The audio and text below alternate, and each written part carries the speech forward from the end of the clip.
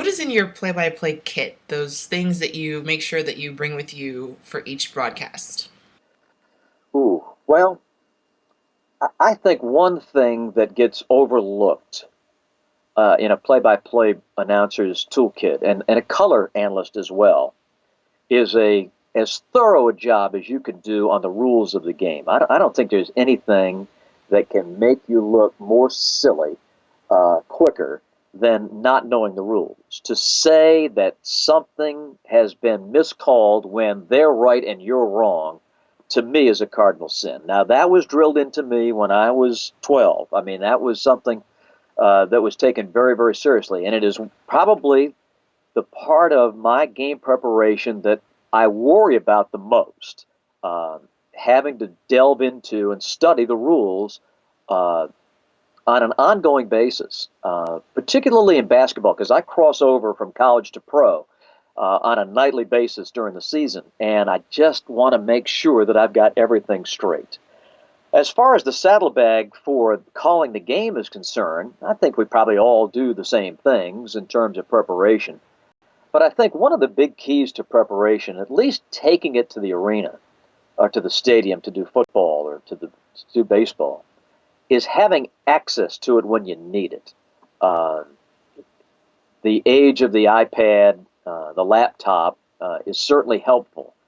But I've found that preparation is an ongoing pursuit 365 days a year.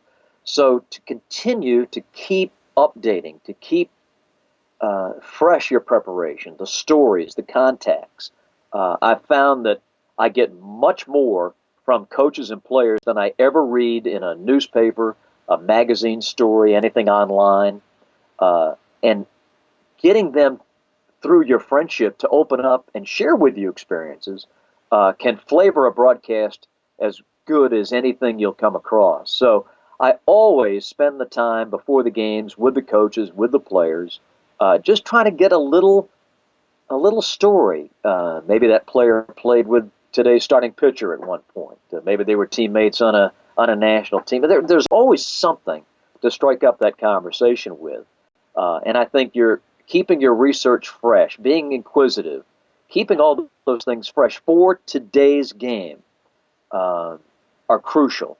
I think we all kind of prepare the same way, but I think the inquisitive mind that wants to go the extra mile comes up with some neat things that you might not have. If you listen to the veteran broadcasters, they have a terrific sense of history and being able to place time and events with some historical perspective that young broadcasters might not have. It's obvious the time lag from when they're coming into the business to what's going on. But a lot of times your audience, particularly in baseball, your audience is going to skew so much older than you are that you've got to have a sense of history. You've got to be able to talk about Mickey Mantle with the same knowledge and reverence that you talk about Albert Pujols. So I mean, it's just part of the deal, and I think that those are things that I try to take in the saddlebag with me as often as I can.